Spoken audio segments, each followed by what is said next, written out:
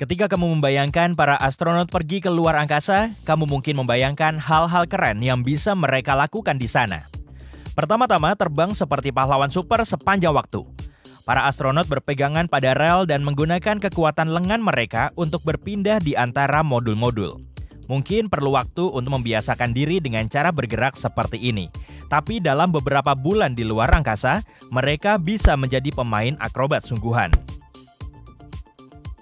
Mereka juga membaca buku, menonton film, atau memotret bumi yang mengagumkan melalui jendela cupola, yang merupakan area khusus untuk melihat pemandangan di stasiun luar angkasa. Mereka juga menciptakan permainan baru, seperti permainan di mana mereka mencoba untuk mengenai target atau berlomba lari dari satu ujung stasiun ke ujung stasiun yang lain secepat mungkin. Dan olahraga tanpa gravitasi pasti sangat keren. Bayangkan bermain sepak bola di atas sana, itu satu-satunya cara agar aku bisa melakukan tendangan sepeda dengan benar. Keren sekali cara mereka makan atau mencoba mengambil makanan dari sendok yang melayang. Namun di samping semua hal yang menyenangkan ini, mereka juga perlu tidur. Dan itu nggak mudah dilakukan di luar angkasa. Gak adanya gravitasi memang menyenangkan saat kamu bermain-main dan terbang melintasi kamarmu. Tapi tentu saja nggak terlalu menyenangkan saat kamu lelah dan nggak sabar menunggu kepalamu menyentuh bantal. Karena di luar angkasa hal itu nggak akan terjadi. Sebaliknya, para astronot harus tidur di dalam kantung tidur kecil yang menempel di dinding. Dengan cara ini, mereka nggak akan melayang-layang atau berpotensi menabrak sesuatu saat tidur. Nggak ada orang yang berjalan sambil tidur di sana, hanya orang yang tidur melayang. Pada 1961, seorang astronot mengorbit planet tempat tinggal kita sebanyak 17 kali dengan pesawat ruang angkasa, membuktikan bahwa manusia bisa hidup, bekerja, dan tidur di ruang angkasa. Namun, hanya karena hal itu mungkin, bukan berarti itu mudah.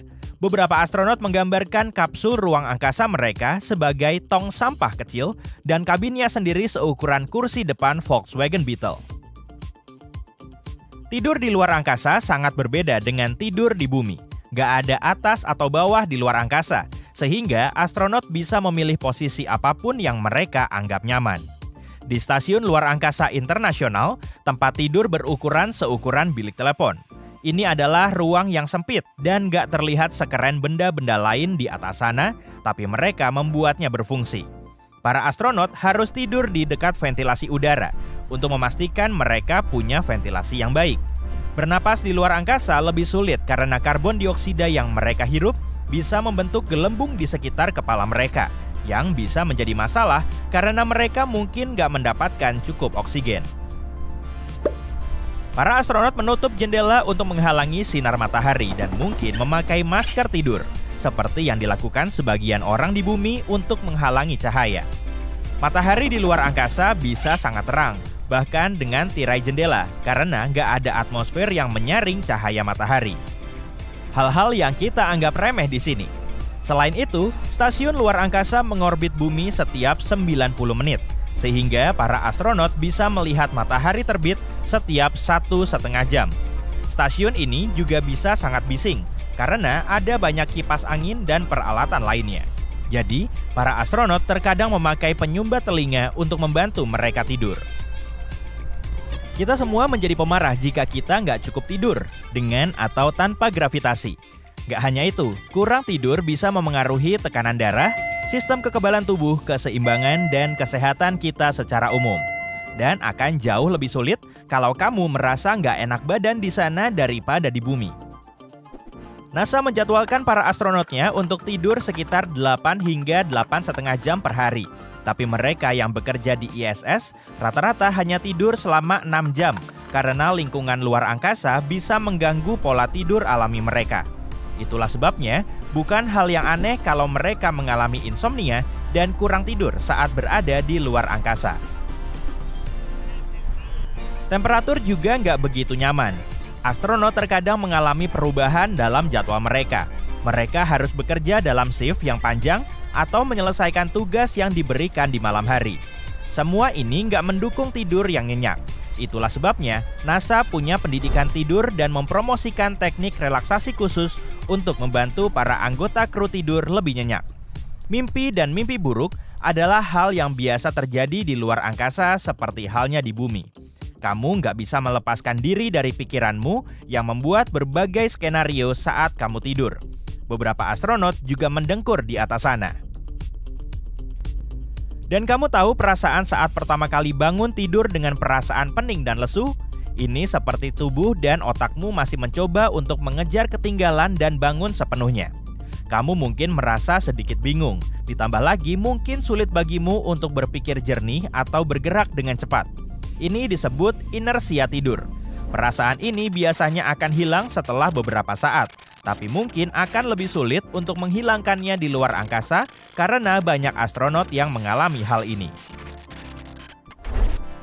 Dan bahkan kalau kamu punya kondisi yang sempurna untuk tidur, berada di luar angkasa mungkin akan mengganggu siklus tidur bangun alami tubuhmu. Ada dua hal yang mengatur siklus ini, proses S dan ritme sirkadian. Proses S mengontrol apakah kita tertidur atau terjaga sepanjang hari. Di luar angkasa, tubuhmu nggak bisa tidur nyenyak, yang berarti tubuhmu mengalami beberapa perubahan dalam proses S. Ritme sirkadian juga membantu mengatur jam tubuh internal kita.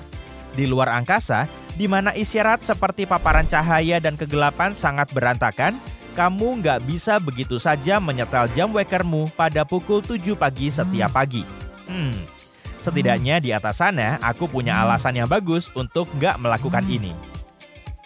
Untuk membantu para astronot menyesuaikan diri, NASA telah menambahkan pencahayaan khusus di dalam stasiun ruang angkasa yang meniru hari biasa di bumi. Mereka mencoba menghalangi cahaya dari luar pada malam hari dan memberikan cahaya yang cukup pada siang hari untuk membantu para astronot tetap terjaga dan tidur pada waktu yang tepat sebanyak mungkin. Para astronot harus berhati-hati agar nggak terpapar cahaya biru dari perangkat elektronik karena hal itu juga mengganggu tidur. Tip itu terdengar nggak asing. Kita perlu trik sebanyak mungkin untuk mendapatkan tidur yang lebih nyenyak karena kita nggak ingin pergi dalam misi ke Mars dan tiba di rumah baru dalam keadaan pemarah dan murung. Ditambah lagi, orang-orang yang akan pergi dalam misi luar angkasa khusus ini nggak akan punya ruang sebanyak astronot di ISS. Tempat tinggal mereka mungkin nggak seperti kamar tidur nyaman yang mereka punya di bumi. Tapi, kamar itu akan tetap gelap, sunyi, dan yang paling penting, privat. Pada saat yang sama, ucapkan selamat tinggal pada privasi dalam perjalananmu ke bulan. Dalam misi seperti itu, akan ada lebih sedikit ruang bagi anggota kru untuk tidur. Rasanya seperti berkemah dengan teman-temanmu, tapi dengan tenda yang nggak cukup. Dan bayangkan penat terbang di luar angkasa.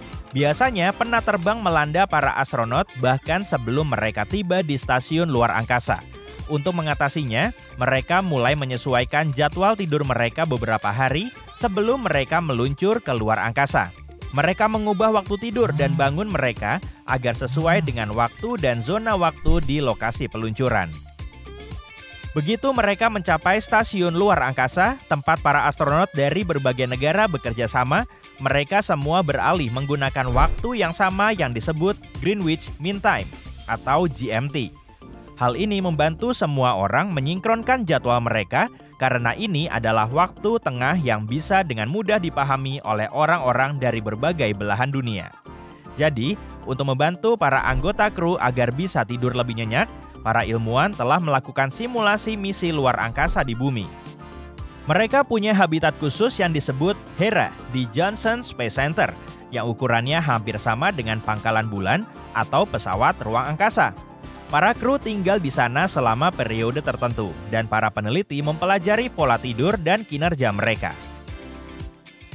NASA sedang merencanakan eksperimen keren yang disebut Crew Health and Performance Exploration Analog atau SHAPEA. Misi pertama akan segera dimulai dengan 4 anggota kru, seorang komandan, seorang petugas medis, seorang insinyur penerbangan, dan seorang petugas sains, yang tinggal di sebuah habitat yang disebut Mars Dune Alpha di Johnson Space Center milik NASA. Mereka akan tinggal di habitat yang dicetak dengan teknologi 3D dan berolahraga, memasak, membersihkan rumah, melakukan hal-hal lain dan mengumpulkan data seperti yang mereka lakukan di planet merah. Memang masih ada 1 atau 2 dekade lagi sebelum misi manusia pertama ke Mars, Tapi sebaiknya kita bergegas dan mempersiapkan diri dengan baik.